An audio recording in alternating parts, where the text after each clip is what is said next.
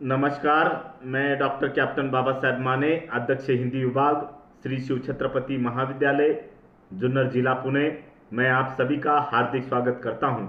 आज मैं आपको तृतीय वर्ष कला हिंदी सामान्य 3 इस विषय के लिए प्रथम सत्र के अंतर्गत जो पाठ्यपुस्तक रखी गई है उसका शीर्षक है सृजन संदर्भ और मैं आत्मकथा अंश। इस पाठ्यपुस्तक के अंतर्गत विभिन्न सारे लेखकों की आत्मकथाओं के अंश आपके अध्ययनार्थ रखे गए हैं। उनमें से आज हम देखने वाले हैं तीसरा आत्मकथा का अंश, जिसका शीर्षक है टुकड़े टुकड़े दास्तान, और इसके लेखक हैं अमृतलाल नागर जी। टुकड़े टुकड़े दास्तान इस आत्मकथा अंश में अमृतलाल नागर जी ने वे स्वयं लेखक कैसे बने इस संदर्भ में अपने बचपन और जवानी के दिनों को याद करते हुए अनेक बातें बता देने का कार्य किया है।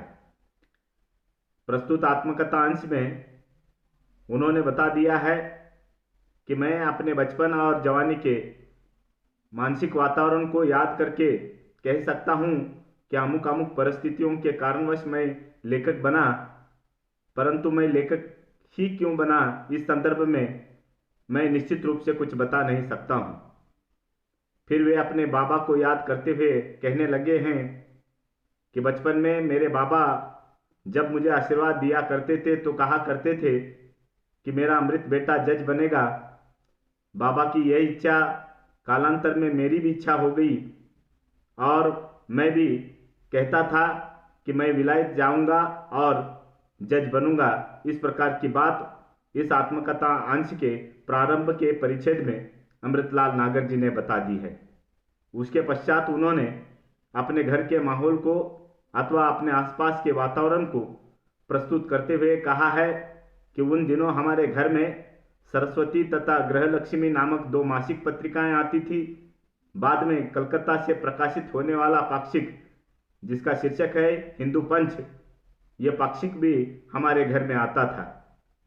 हमारे घर के पास ही पंडित शिवनाथ जी शर्मा का घर था और वे उत्तर भारतेंदु युगीन काल के महत्वपूर्ण अथवा प्रसिद्ध हास्य व्यंग्य लेखक थे।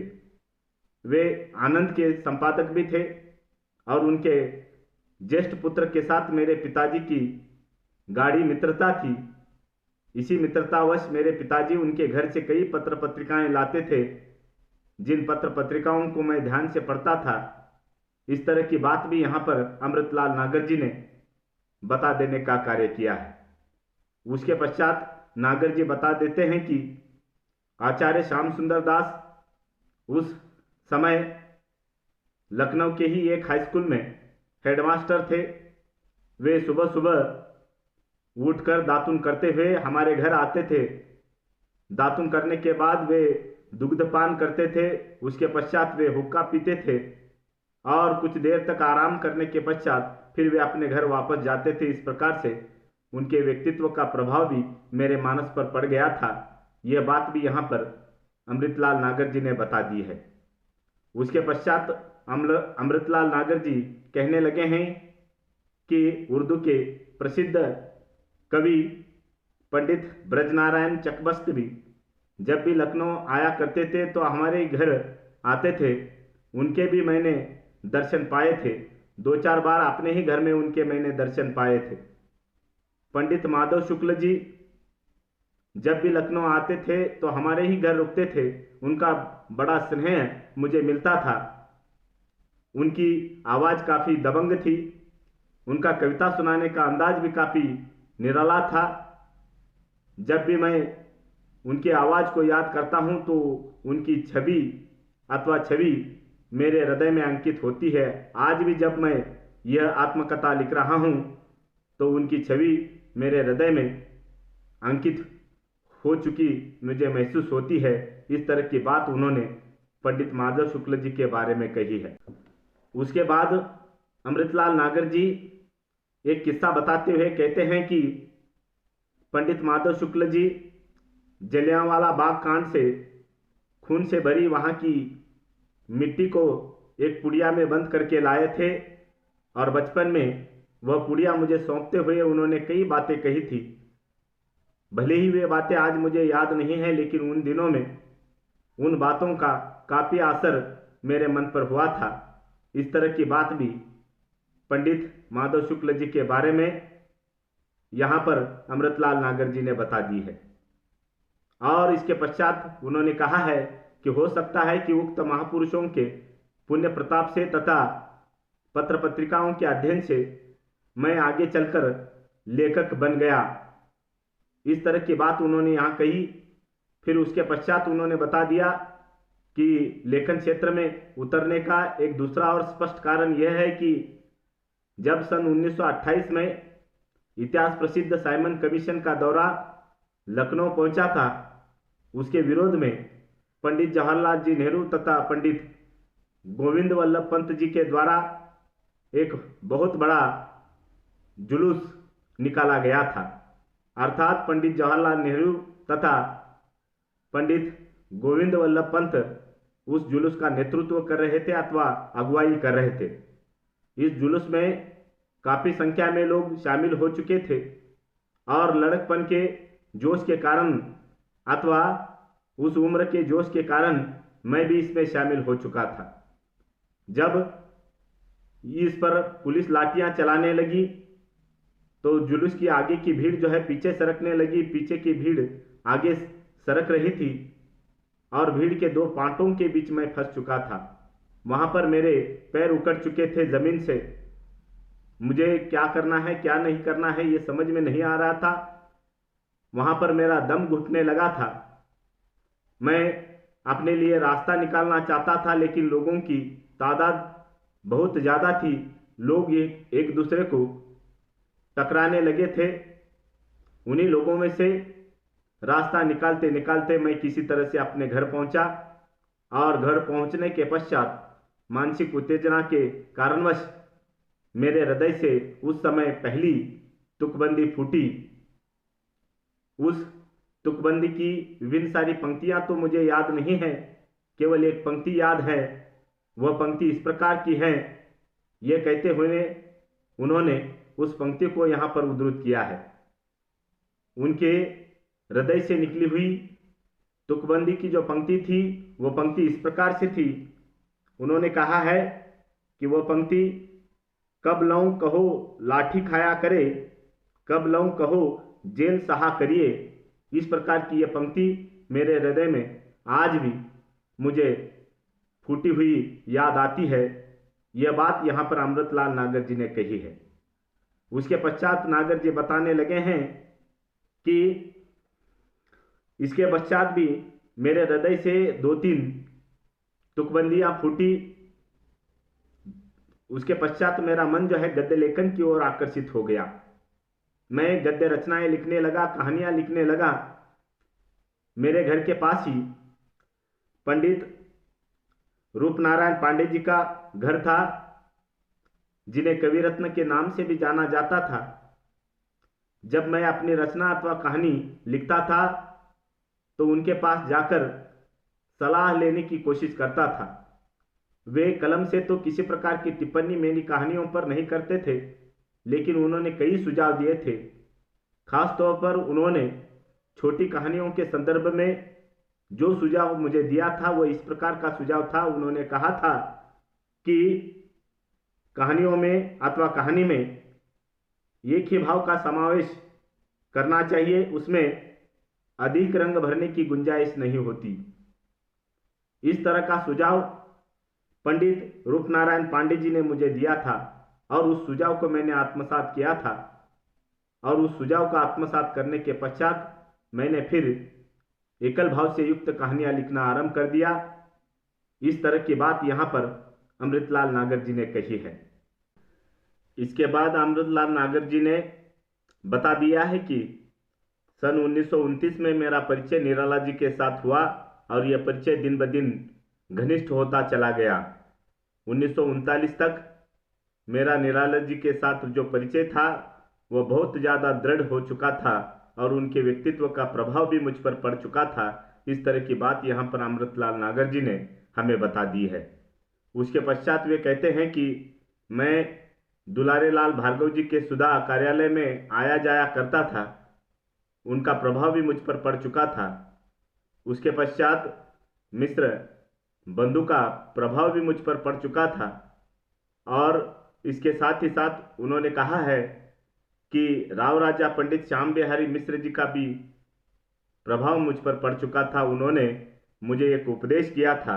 उन्होंने कहा था कि साहित्य को टके कमाने का साधन कभी नहीं बनाना चाहिए, अर्थात साहित्य को धनार्जन करने का साधन कभी नहीं बनाना चाहिए। इस प्रकार का उपदेश पंडित श्याम बिहारी मिश्र जी ने अमृतलाल नागर जी को दिया था और उस उपदेश को इन्होंने सहर्ष से स्वीकार किया था।